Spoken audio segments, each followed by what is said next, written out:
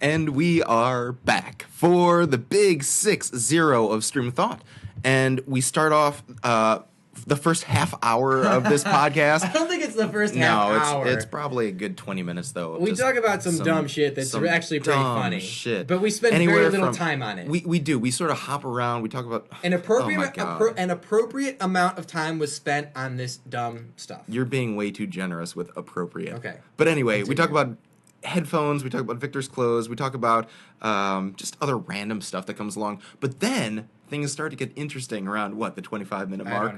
I don't really know. But we start talking about the Me Too movement and the instance of Aziz Ansari and where the line is sort of drawn in this and our sort of gut reactions, our initial reactions, and where we end up in the dialogue. In addition to not only analyzing things from your perspective, but taking the time to think of other people and how they might interpret information. Yeah, and that feeds into, I think, the conversation that we sort of end on, which is a very both introspective and interpersonal assessment of, I think, how we sort of see the world and our relationship with other people, and unfortunately how most other white men. It was enjoyable. Yeah. Very enjoyable. Very interesting, surprising.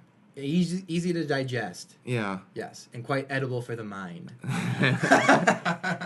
Okay, just listen. Episode number 60, Stream of Thought. We hope you enjoy.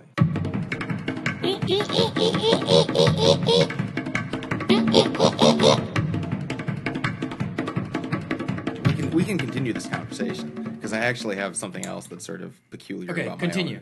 My own particular. Bring up a few things that are on my mind. Oh, really? Yeah, just little things. Okay. Like yeah. Little nothing things, like Seinfeld-like things that are completely meaningless and have absolutely zero value to anything, but are things that are on my mind. Oh, I love those. But, along the lines of just the hyperhidrosis things, is that realizing that you're, for me, having, I have ADD, I think. Yeah, ADD. What? Yeah. No, you don't. Yes, I absolutely do. I never knew this. Yes. So it's very interesting because... Do you take Adderall for it? No, I don't take anything for it. Introverts and extroverts work very differently in how their ADD manifests itself, right?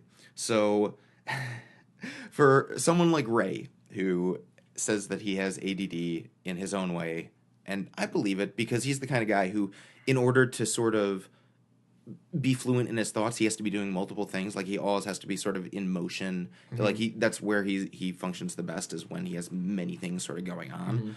Mm-hmm. And so he has to constantly be, doing that. For me, like, you're telling one of your boring-ass stories, and I've just had 3 or 4 conversations with myself in my head while you've been talking. Like, I'm still sort of, like, I'm listening to what you're saying, and but you say something that sort of sparks a thought in my head, and I go down that rabbit hole, and I start having a conversation with myself in the back of my mind, so it's like this dual process. Mm-hmm. And so I have all these sort of thoughts going on. It's kind of, it's a jumble, really, it is. And for the longest time, especially trying to learning, going to seminary and grad school and all that, and learning how to be academic was one thing, but trying to translate that and translate all these different things that are going on in my head, because I take concepts from everything. Like, I'm a very conceptual person, mm-hmm. So I operate on many different levels when I have a conversation. I try to, sort of process things in a macro perspective and not lose sight of tangents and things mm-hmm. like that. So just trying to harness that, and at times when I start to talk like this, I feel like I'm rambling a little bit just because my mind's sort of all over the place. But I think that's kind of just as sort of a blunt and accurate picture of how my mind operates, is that what I just described right there. I don't know. It's so funny that you said that. It's interesting because when I'm thinking about it and talking about it, right? About 30 seconds ago, I thought to myself, where is this conversation going? No particular direction. But again, that's kind of that, without having any sort of end goal in mind and just wanting to talk about this, that's sort of where my mind goes. Without any sort of set goal, I sort of just wander all over the place. I can't wait for you It's to... very interesting. I can't wait for you to listen to what you just said right now when we put this up. This is going to be really funny for you and me. Okay, we'll just delete it. So We can this delete thing that just happened to me. So these headphones that I have, Apple headphones, are from the, I don't know, from the 4 generation. They're the old ass ones. And yep, can you grab that right there by your foot? Oh my god, dude, your thing's falling. So this thing, so as you can see, the part that has the metal mesh, when I take it out of my ear, it sticks in my ear, and then I can see the inside of the headphone. And I'm just like, what the hell? And you can see down here, like, this, I can see the tiny little cables you're kidding me. underneath the rubber where the two ends meet and form into one. Does that still work? Yes, it does. What I'm getting at is, and it's kind of become a pain in the ass with this stupid little thing getting stuck in my ear when I take the headphones out sometimes, and I have a brand new pair of earbuds at my house that someone never used. They're still in the plastic case, and I'm afraid to take them out because they're brand new and I don't want to ruin them. But it would make my life so much better if I just started using them. But Such an idiot. But I want to use these things until they don't work. Like, I enjoy using things until their purpose cannot be. Snip. No, No, don't I'm do kidding. that. I'm kidding. So, I mean, dude, like, there are very simple solutions to those problems, right? So, which is the one that comes off? It's this. I don't know. The one that doesn't have the speaker. Yeah. So, okay, volume control. Two things. One, just a little bit of super glue, right? I know. Just a little bit of super glue. Do you have super glue? Yeah. I have some super glue I you have can super use glue if at you my don't have house. any. Secondly, this exposed wire, fix that immediately. Here, move this. No. No. Move that. Little electrical tape, piece of electrical tape. I have some electrical tape if you don't have any. Just wrap it around there.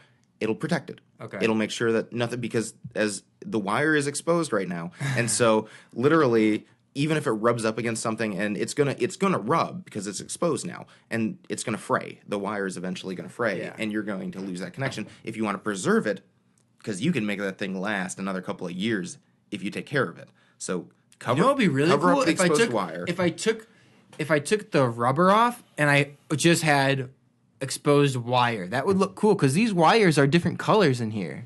Yeah, Red, you gold, green. Do not want to do that. They look cool. Yeah, I know they look cool. What? They're just Apple headphones. It's not like I'm wearing, Yeah, electrical. but if you want to, like, make it last, dude, you're just. Yeah, I'm over this. I figure I'm just gonna use the new ones. I'm done with this. Moving on. What? No, Yeah, moving on. I really think that you should stick with. Okay. Well, I'm tired of our. I'm already tired of talking about. Do that. you have a little ADD going on right now? I'm a little. I don't know. I might. I'm a because, little worried. You seem agitated. I don't know. Are I you get easily agitated? distracted with stuff. But so I do want to talk about this outfit that I'm wearing. I came from work. Okay, let me give you a look. Yeah. So I came home from work, right? I don't even know how to begin describing what you're wearing right now. So can we just paint a picture? I'll let so you. So we'll start from. I look like a fucking idiot. So we'll start from the top down. So he's got a gray pea coat on, and under his gray pea coat is a Lowe's t-shirt. What color is the another t-shirt? a gray t-shirt, complemented by gray khakis and black socks and flip-flops. So right now I don't even know what this look could be categorized it's January and it's 30 degrees outside. And it's 30 degrees out right now. Let me explain And a to you gray how low shirt. I think that just really ties the whole thing together. Let me explain to you how this happened. All right. First thing I'm going to do is take the jacket off. It's getting a little warm. Now you look like a painter. I know. So let me explain to you how this happened. So the pea coat, as I can wrap this around. The pea coat is my go-to jacket when it's cold out. It's gray. All right. Right. Whatever. That's normal. I was at work. Now I have this. This is my undershirt, okay. And when I got home today because I was working, and then we're recording now. So what do? The first thing I do, I get home, I take off my shirt, and I have very little time, so I'm just like, I'm not gonna change. You know, I'm gonna wake up tomorrow and go to the gym. I'll just wear this T-shirt to the gym. It's not like I don't have the hyper whatever you have. So like I didn't even sweat at all today. So this is a perfectly good I'm T-shirt to envious. continue wearing. The gray pants, these aren't my first choice because the other pants that I had got really fucked up and there were holes all over them. And so then I wore my other pants that are like this but a different color, and the cleaners fucked them up with the stupid ass clown stitching that they put on them. Oh, that's so right. now I have to Yeah. wear these because you can't wear jeans. And I came from work, I wasn't just gonna change pants. I just didn't feel like it. And I took my shoes off, and I didn't feel like putting them back on because lately, for whatever reason, they're just become a little more difficult to slip on and off. And the sandals, in their very nature, you slip them on and slip them off. And it wasn't so cold that I had to wear boots, so I just decided to keep the flip-flops. Cool, man. And that's how I got to where I am right now. Good story. Tell it again. Anyway, speaking of stories, you hear about the parents that are going on trial for holding their 13 children captive. Dude, I've heard bits and pieces of it. It's not something that I've like really I don't really care for those stories. That really they're interesting. I'm not going to spend my days learning about every unveiling detail. But... Okay, but you probably have a better sense of the picture. Like, what's going on? Because I as I understand it, 2 parents, 13 children. Dude, the dad has such an awful haircut. I saw their mugshots. It's such an ugly ass haircut. People have been describing it as shocking and horrifying. I mean, that's everything in the news. But they like chained adult children to the walls. They're between the ages of 2 and 29. Yeah, and some of them I read that some of them have no concept of just like society, that like they don't even know what like the simplest things are. Wow. But I read that they're all like super malnourished. The one that I read, the 17-year-old that escaped looks like she's 10, and another one looks way younger than they actually are, and a few other things. But I mean, I'm not gonna, like I said, like pay attention to this every single day. It is fascinating in the sense that like that's something from a TV show, right? That's something like Criminal Minds would do. Right, for sure. And the fact that it happened in real life, and the fact that it happened for so long, I mean, right, in a neighborhood apparently. Yeah, look at this guy's haircut. Oh man, the it's woolly mammoth has come to life. Terrible. It looks like he's from the 70s almost. Do you think that they deserve... John Denver haircut? Let me ask you. Do you think they deserve the death penalty? Okay. I'm going to say no because I'm not one for believing that someone should be sentenced to death. What if someone raped and killed it's your more sister? of a punishment to be... Well, they'll put it in personal context. What if somebody did it to your family member? It's more of a punishment. It's more of a... Okay, death isn't going to fix what happened, and it's more of a punishment to be alive and confined than it would be to just be dead. So you think in a personal instance you'd be I okay can't letting answer it go? that. You don't think so? No, You I didn't say can't- letting it go. But check this out. If convicted, they each face a potential sentence of about 94 years to life in prison. Yeah. I'm just trying to play devil's advocate. I mean, I'm one of those who also agrees that life is sacred. You can't undo taking someone's life, right? And the death penalty is also proven to... there have been instances where there have been innocent people who have been put to death. So, if it's even 99% accurate, there's still a 1% chance that an innocent person could die. I'm opposed to that. But I mean, in an instance like this, like... If you put someone to death, you're kind of doing them a favor because then you go back and you're in the back to the universe. You go and you get to learn all the secrets. But it's like the ultimate mysteries. penalty, right? I mean, it's something that, for something that is so horrifyingly depraved as something that makes the front page news, as that, I mean, you'd think about considering it. I think I think it stems from not so much penalizing the individual rather than appeasing the masses. Because think of how it would have been done. Think of how it was done for hundreds of thousands, or not hundreds of thousands, but for hundreds to thousands of years. It's a public thing. You know what I'm saying? Yeah, but I mean, look at Texas, dude. Like, how many executions do they carry out they're every fucking year? crazy. They love killing people. I know. So I mean, you do have states in the country that still embrace the death penalty, right? It's not like we're all out of the dark ages. No, not at all. But it's hard, man. Because I mean, you think about someone like Osama bin Laden, for example. Like, if he hadn't been killed, on the spot, would we have, executed him? I'm absolutely sure of it. Yeah. Would you have agreed with that? Like I said before in my previous statement. So you maintain even in these sort of extreme concepts. Okay, all right, that's interesting. Life is sacred, though. Yeah. And people, I mean, and two wrongs don't make a right. Yes, that is 100% correct. If life is sacred, like taking someone else's life by its nature is wrong. Yeah, it doesn't two wrongs matter. Don't make a right. Yeah. Yep, that pretty much sums it up. Good way of thinking. Because we could have gone down a rabbit hole, but nope, that pretty much sums it up, like I said. So, question: have you ever seen the movie Fury?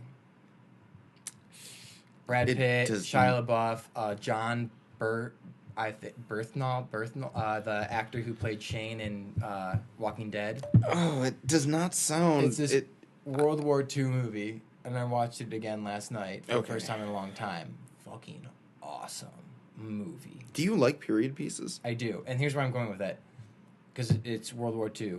Have you ever watched or read the book Man in the High Castle? I watched half of the first season of it. You stopped liking it, and you thought it was stupid, so you stopped watching? It just didn't engage my attention. Really? It was not... I'm not a huge period piece person, though. Like, that's... Because I thought the concept was fascinating. Like, wow, this is so cool. I agree. The concept... And the reason I ask is because I believe today they released the third season on Amazon Prime. It's an Amazon show. Yeah. And the movie Fury reminded me of World War II, and that reminded me of, like, the concept of, like, what if the Nazis won the war, and then, like, the duel. But, dude, it's really awesome. It's a fascinating concept, right? Because what happens, I don't know, you probably didn't get to it, but the, spoiler alert if you haven't seen the first season, at the end of the first season, the final episode, you see the old man go to another dimension. Are you just jumping without any sort of context to the show whatsoever? Basically, it's post-World War II, and the U.S. is... has lost the war. It's post-World War II. The Nazis and Japan have won. Japanese so have... the U.S. has lost. The United States is divided in half. So the Rocky Mountain Range is neutral territory. The West Coast is Japanese territory, and the rest of the country belongs to the Nazis. And so the show, as it goes on, and gives both the Japanese... like the colonized Japanese America and the German America. It goes back and forth between San Francisco and I think New York City. New York, yeah. And then the neutral zone in the Rocky Mountains, like Denver and all that area. And really cool concept. The concept is, they and this takes place in the 60s. Yeah. And the crazy thing is, too, in this show, by the time they get to the 60s, there are so many more technological advancements in the 60s than by the time that there were in real life, or at least in this dimension kind of thing. You know what I'm saying? Yeah. Because you see in the 60s they have, I think like in the early 60s they had already gone to the moon. You see a glimpse of like one of the cities and it looks super futuristic, like weird stuff because of the way the German culture is in engineering and everything. You know what I'm saying? Okay. Anyway, there's these like mysterious films that, and there's like spies going back and forth, and there's a rumor that there's films of showing that the Americans won the war, and at the end of the episode or end of the season of season 1, the final episode, you see this old man who's part of the main characters transports himself to this other dimension where it's the same time period, but in quote unquote reality, that's the 60s when after the Americans, 20 years after the Americans had actually won. So as the season 2 continues, now the audience member knows that, this is still a spoiler alert, that there are these there are these dimensions, two dimensions living on top of each other. Yeah, it's really cool. I mean, you totally just spoiled it for me. So thanks, man. But no. I was gonna watch it at some point. No. It's still good. You can still watch it. Yeah, probably not. I mean, it's not so much just the details as it is it's not the end result, it's the journey that counts. It's the journey that counts. Yeah, I mean, it's a really cool concept. I love alternative reality stuff. Yes. I mean, period pieces, it's weird because I'm not a fan of period pieces, but I do like alternative realities. Oh, you would love there's a new show I saw that's coming out on Stars, I think, called Counterpart with J.K. Simmons, where it's the same thing. The promo they're playing where he's like, "Don't freak out," and they unveil this thing over this guy's head, and it's himself. And there's 2 dimensions that are living within one another, and the characters have the same history growing up and everything, but at some point in their lives, something changed, and so they become 2 completely. There's these people that are totally different, but they're the same person. Huh. Interesting. So that would be pretty cool to watch. Yeah. See, and I'm always... It's tough, too, because... I love sci-fi and alternate realities. I feel so selective when it comes to the stuff that I watch. I really try to narrow the things that I watch to... I was only the of best you of the other best. Day because Cream of the crop. I caught a little bit of Forrest Gump on TV, and you would still love that movie. Well, you would love Forrest Gump. We'll have to watch it sometime. I've seen it enough times. You can watch it. I'm not going to watch Why? it on my own. I have no desire to. All right, fine. Whatever. So, a question. Have you heard... Because I feel like this is worth just at least a brief conversation. Yes. Aziz Ansari. Yes, I know who that is. Have you heard why he has been in the news lately? I have not. Oh, okay. So he was caught up in the Me Too movement, and his instance was, it was a woman. Her name I think was Grace, and she recently revealed that she had a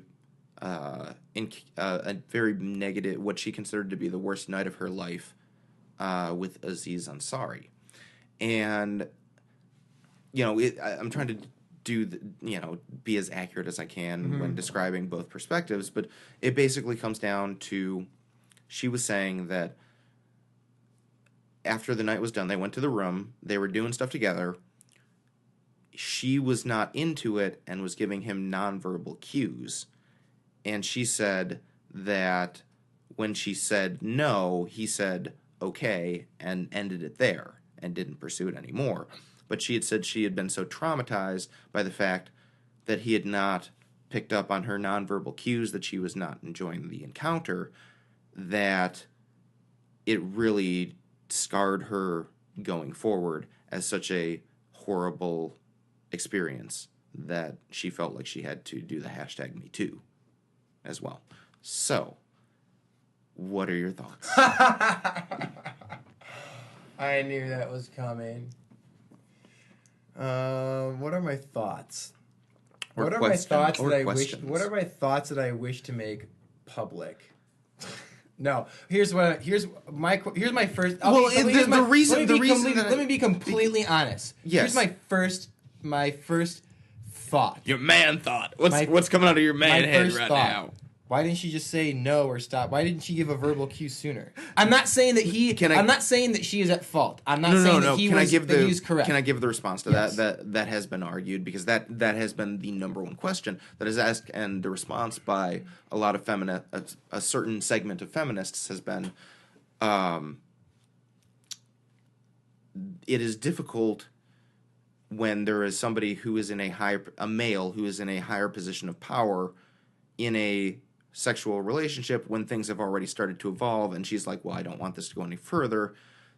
For her to say no, I think the power dynamic makes it difficult for a person in her position to say no, is what the response what they respond. Whether you think it's a legitimate or not response, I mean, that's another story, but that's sort of like the counter to that number one question, because that's what everyone sort of asks. It's like, well, I mean, she has autonomy, right? Like, she's a human being, like a thinking, acting human being. And it's interesting because your response actually aligns with another segment of feminists who, and I was listening to a podcast that was describing this earlier, so it's fresh in my mind, but another segment of feminists who say, by her sort of saying that he should be reading her nonverbal cues kind of thing, it makes her like this helpless victim of like she has no authority or power, and like that's what they promote is women voicing, you know, their concerns or what, and saying like, I'm being clear about what my boundaries and parameters are, what I feel comfortable and what I don't feel comfortable. It is like it's like this liberation concept of women have just as much authority in or should have just as much authority in a relationship as a man, and as such, like a verbal, like saying no before you say read my verbal cues is the better way to go. So it's interesting. Yeah, and I want to just reiterate, in case this comes back to me in 15 years, you know, or something stupid at your next like, job interview, yeah. No, something stupid like that. That was a question out of curiosity, not out of defense for Aziz Ansari or for anyone else. Yeah, no. I don't fucking know how... No one knows how women think, except for women. I don't even think women know how women think. Yeah, and so it's weird, because you have... like, it's... I feel like this is one of those instances. I'll say this. You could totally pick up nonverbal cues very easily. It's one of those things that you can pick those up without really putting an effort into trying to pick them up. Like, you can tell if a woman is having a good time with you and like is going where you're going, right? Yes. Like if you guys are mutually on the same page, you know, right? The idea it's not also that hard. The idea, not saying that Aziz Ansari did this, but just in general with the whole movement and everything, the idea that a person, man or woman, or both, with 2018, so who knows, I say that with respect, that anybody forcing themselves on someone else is so foreign to me and blows my fucking mind. Doesn't that it? Anybody could even do that. Yeah. I think for even me, somebody who has been exposed to like domestic abuse and stuff like that, I never realized, I don't think I grasped the magnitude of just how pervasive it is in our culture, where most men I think operate in a way that is just totally foreign to us. I could never imagine coercing a sexual encounter with somebody. Like that just feels so wrong. Like I wouldn't be into it if if there wasn't that mutuality. I feel like you're the same way. Yeah. And to discover that there's such a large, and let me tell you, man, working in the blue collar world these past couple of years, I see it like I'm a little less shocked because I've been exposed to the sexism, the racism. Like there are some men out there that hate women in a way that I didn't think, like, that I thought was just like cable news gossip kind of thing, like men hating women. But I've met some men who are like hate women, like think that they are subhuman kind of people really in the blue collar world, and I'm just like, and no one bats an eye, no one corrects them, no one says that they're wrong, and they're sort of like this silent complicity. You got to check out the movie North Country with Charlize Theron. I believe she was nominated for an Academy Award. I heard about that. She didn't win. Country. She won the following. No, it was like 2 years, a 2-year difference, I think. She was nominated, but she didn't win. Charlize Theron. I can't remember the other actor. The one that's in the Avengers movie, wears like a black suit. He was Jason Bourne for not Jason Bourne. He was in one of the Bourne movies, but didn't play that character. Oh, fucking what's his name? He was in. It'll come back to me. All right. Not important. But that movie is based on a true story, where Charlize Theron goes, for some reason she has to work in like the coal mines or something like that. Or not coal mines, some type of super blue collar job in, middle of nowhere, some Yeah. state. And just the insane amount of pressure that she and a few other women, like three other women or four other women, and the amount of just like sexual abuse they take and verbal abuse they take from a male dominated environment. And there's like one man that works there that is like on her side, that but there's sort of time in an area where you couldn't even report sexual misconduct to HR because HR would just be whatever, and so there was no way for them to kind of voice what was happening. And somehow, I can't remember, something went out where something changed, and it was like a cataclysmic effect, I think. But it's an awesome movie. It's fucking great. It's so amazing. You know what I realized in this moment? What? You're so innocent. Me? Yes. Why? You are still so innocent. Why? I feel like just listening to. Have you ever had a relationship with somebody who like perpetually says racist, sexist, homophobic stuff like on a regular basis, like just in casual conversation? Like be exposed to that on a regular basis? Of just you know someone, whether an acquaintance or you work with somebody, or like where they it's just, they throw out the casual racial slur or things like that. Like what? So when you hear that, what is your like? What goes through your mind when like they say that N-word or something like that? Like, I think to myself, like, do they ever say it in a conversation with you, or do you just overhear it? No. It's in a conversation with me. Okay. And I think to myself, like, do you hear yourself right now? And I think I've constantly thought, what is it about this person's life experience, that drives them to think this way? Interesting. Because the person that I'm thinking of is the brother of somebody that you and I both know. So, people living in the same house, and this person is one way and this person is another, and I'm just thinking, growing up in the same area, living in the same house, growing up in the same area, going to the same schools, not like very many years apart from each other at all, and I'm just like, what? I've tried to figure it out a few times, and I just can't think as to what drives this person's thought process. Do you ever feel like a guilt for not correcting them, or like any sort of obligation to say or is it just not that big of a deal? It's just like something that doesn't really affect you, so it's like, because I'm sure somebody's used a Mexican slur around you or something like that. No, because I have not felt guilty or the need to correct, because I know it's out of ignorance. And okay. And it's been in places like inside of like this person's home, so I'm not gonna overstep that boundary where I'm in somebody else's. But so you don't internalize it. You don't take it personally. It's not you're not like, oh, they're direct. It's just like they lack a certain. Interesting. No, because when you choose to be so first of all, offense, when somebody gets offended at something, whether they don't realize it, they are choosing to be offended. You're making the choice to be offended when you don't have to be. And here's why.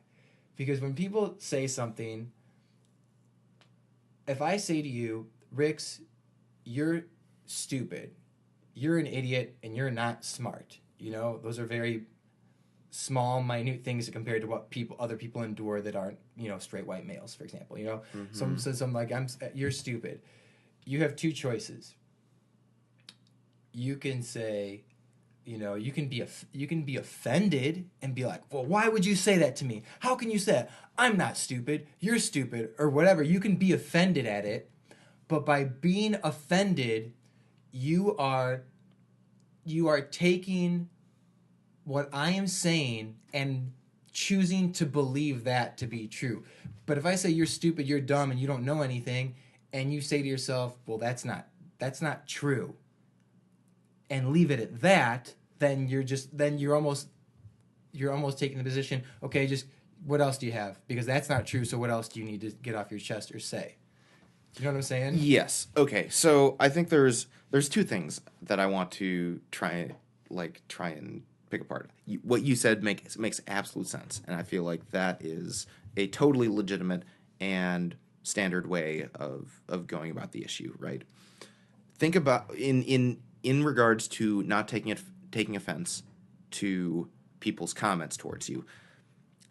Let's ratchet up the emotional intensity from a personal perspective. Say, God forbid, your mom dies, right? And that very day someone comes up to you and makes like a fuck your mom joke kind of thing. Yeah.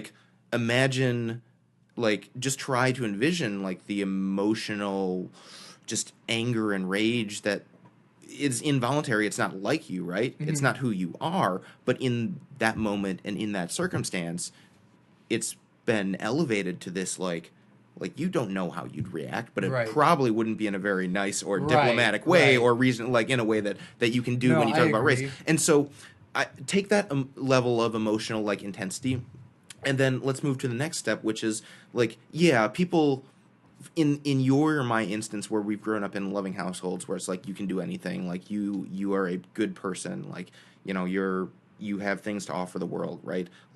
We grew up in that environment. We grew up in a very loving and affirming environment. Now, most people, and I'm coming to learn this, most people do not grow up in that sort of environment. We're the anomalies. And so I've been discovering how, in talking with people, it's weird to see the reaction when trying to describe that sort of yeah, I feel internal worth. I feel happy with myself. I love myself in a deep and meaningful way because I know I am loved by people around me. Yeah. Most people don't have that experience. So you have that emotional rawness, and then you have that lack of grounding of they're just missing that love and support. So when people say you're worthless, if that's what they've been told since childhood, they react like that. They internalize that and say, yeah, you know what, maybe I am. But then they also have that super intense raw emotion level, like your mom dying and someone making a joke about it. You fuse those together with that sort of internal self loathing, as well as this anger towards the world. And people who poke those type of individuals tend to get a pretty angry response, right? And for jokesters, right, internet meme people, they love doing that. They love seeing people's reactions like that. But I think a lot of people don't take into account how much hurt and pain that there is by those people who are reacting, right? They're reacting in such a intense way.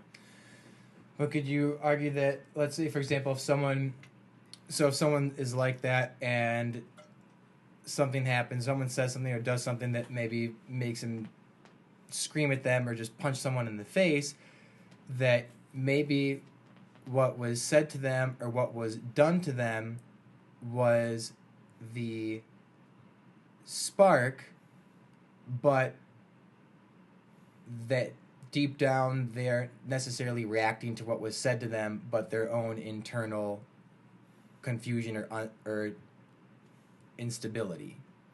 Yeah, I think that unfortunately most people are pretty unstable. So, I think that there is a lack of personal responsibility when it comes to people's. I think most people should be able to brush off what people say to them, right? Yeah. I think that's an appropriate and mature response for a human being to have. But I also acknowledge human nature, and right, there are times when I've lost my cool. Sometimes I've totally acted out of character. You just gotta have a nice healthy meltdown. You know what I'm saying? Yeah, I mean everyone has a meltdown. You can't just bottle things up. If you need to scream at someone, But I think too, you also have to take into account you have to earn the meltdown. You have to prove yourself as a good and capable person who doesn't melt down every other day. Yes, correct. You have to be It has to be a warranted meltdown. It has to be a warranted meltdown because everyone has that where something unexpected happens and emotions just get out of hand.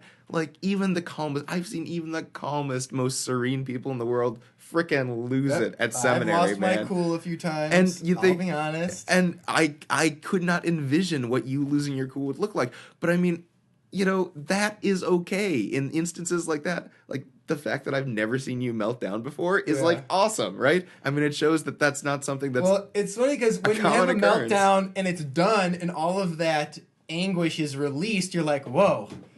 Victor, what was that about? Yeah. You gotta take it down a notch. Dude, but some people live on that on like a daily basis, and that's why it's so exhausting to follow like the Twitter sphere or social media, which is why I tend to remove myself from it. It's like just constantly amped at 10 the level 10 of rage meter. Yeah. It's like, everyone's always at that level of freak out. Yes. And it's like, oh my god, I can't handle this. This is way too intense. Like, no wonder depression is at record highs. It takes effort. So, for example, one of the key words you said was emotion, right? Yeah. Earlier, it takes character is tested when you're able to allow, or when you are able to have your emotion under control. When you're able to control your emotions and not let your emotions dictate your actions. Yes. The best advice that I got, which is important. It's you can just like the ebb and flow of life, real quick. Yes. Like a tree planted in the ground, and there's a huge storm going on. The branches and it moves with the wind and with the storm, but it's still rooted deep into the ground, so it's still gonna stay there. You know what I'm saying? So it's important to allow yourself to feel these emotions, but feel them in a healthy way that doesn't, leave someone with a broken nose or something like that. What are you gonna add? What a poetic visual imagery that you just painted for us right there. Yeah. That's very nice. I was going to approach it from a much more clinical perspective. Okay, go ahead. Well, when I was working as a chaplain... Dr. Thorsell. It has nothing to do with that. I was a chaplain intern, New York Presbyterian Hospital. Rabbi Molly Cantor was our supervisor. Probably one of the most insightful people that I have ever known in sort of the pastoral role. And she was responsible for leading our group reflections. So we'd visit with patients, we'd write verbatims, which is writing down everything that happened from the moment we walked in to the moment we left, including like where we sat, what our posture was, what our emotional state was, how we perceived the patient to be responding. So everything that was involved in the room, and then we would read out loud that verbatim in our small group, right? And be able to process that, like what was going on in that interaction. And she had such a like reasonable and rational way of approaching human emotion. And for her goal was, as a chaplain, not just to be aware of what the other person's emotion was. That was important, right? The person who we're dealing with, like being aware of their emotion is important. And a lot of times we can sort of sense that, right? People who have good intuition can be like, oh, this person's frustrated, this person's distracted, blah, blah, blah, blah, blah. Like we got to read on the other person. And that informs our interaction. The harder part is recognizing what's going on inside of us. If like we were visiting a patient who was like dying or something like that, and it was this elderly woman, for example, and it's like we suddenly felt a swell of emotion, or I suddenly felt a swell of emotion, and it was difficult for me to handle that situation.